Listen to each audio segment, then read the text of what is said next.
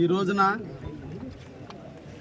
మా పార్టీ జాతీయ అధ్యక్షులు శ్రీ నారా చంద్రబాబు నాయుడు గారు, జనసేన పార్టీ అధ్యక్షులు శ్రీ పవన్ కళ్యాణ్ గారు సమిష్టిగా సంకీర్ణ ప్రభుత్వాన్ని ఏర్పాటు చేసే దిశగా ఉమ్మడి అభ్యర్థిగా కావలి నియోజకవర్గానికి నన్ను అభ్యర్థిగా నియమించినందుకు పేరు పేరున వారిద్దరికి కూడా ధన్యవాదాలు తెలియజేస్తున్నాను. మా పార్టీ యువ నాయకుడు, ప్రజల భవిష్యత్ ఆశా జ్యోతి, భవిష్యత్ తరాలకి నాయకుడు శ్రీ నారా లోకేష్ బాబు గారి సూచనలతో ఈ రోజున నాకు ఈ టికెట్ రావటం జరిగింది.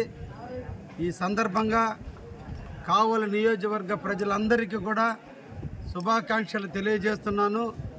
తప్పకుండా రేపు జరిగే ఎన్నికలలో నాకు అఖండమైన మెజార్టీనిచ్చి కావలి పేద బడుగు బలహీన వర్గాలకి సేవ చేసుకునే భాగ్యాన్ని, కావలి ప్రాంతానికి అభివృద్ధి చేసే భాగ్యాన్ని, కావలిలో జరిగే అరాచకాలను అంతమొందించేందుకు, కావలిలో పెచ్చిరేగిపోయినటువంటి హింసావాదాన్ని అహింసా మార్గంలో పెట్టేందుకు, కావలిలో ఉన్నటువంటి గంజాయి రూపం మాపేందుకు, కావలిని శాంతి భద్రతల్లో మొదటి పట్టణంగా తీర్చిదిద్దేందుకు, కావలి ప్రజలందరూ కూడా శాంతి కాముకులు, ప్రజలందరూ సుఖశాంతాలతో ఉండేందుకు తప్పకుండా నేను ఎమ్మెల్యేగా గెలిచిన నాడు ఆ విధమైన ముందు చూపుతో ముందుకు పోతానని కూడా ఈ సందర్భంగా కావలి ప్రజానికానికి అందరికి కూడా పేరు పేరున తెలియజేస్తూ నన్ను ఆశీర్వదించండి, నాకు ఒక అవకాశాన్ని కల్పించండి,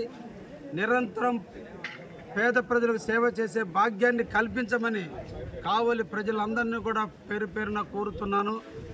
నేను కావలిలోనే నిరంతరం నివసించే వ్యక్తిగా, మీ అందరి ముందు నడిచే వ్యక్తిగా, ఒక వ్యవసాయ కుటుంబీకుడి నుంచి వచ్చినటువంటి వ్యక్తిగా, వ్యాపారాలు చేసి వ్యాపార అనుభవం ఉన్నటువంటి వ్యక్తిగా, ఈ ప్రాంత అభివృద్ధికి ఒక ఆలోచనతో ముందుకు పోయే వ్యక్తిగా నేను ఉన్నాను.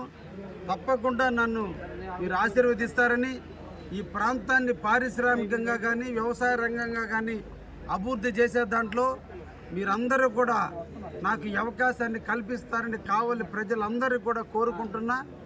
ఈ రోజున నాకు ఈ పదవి వచ్చే దాంట్లో ప్రధానిక భూమికి పోషించినటువంటి మన జిల్లావాసి, మన కావలి ప్రాంత నాయకుడు బేదా రవిచంద్ర గారికి ప్రత్యేక ధన్యవాదాలు తెలియజేస్తూ, ఇప్పటి వరకు ఇన్ఛార్జిగా ఉన్న మాలేపాటి సుబ్బానాయుడు గారిని కలుపుకొని వారి సూచనల మేరకు కావలి ప్రాంత అభివృద్ధిలో నేను ముందుంటానని కూడా తెలియజేస్తూ, మరొక్కసారి కావలి ప్రజలందరినీ కూడా పేరు పేరున కోరుకుంటున్నా.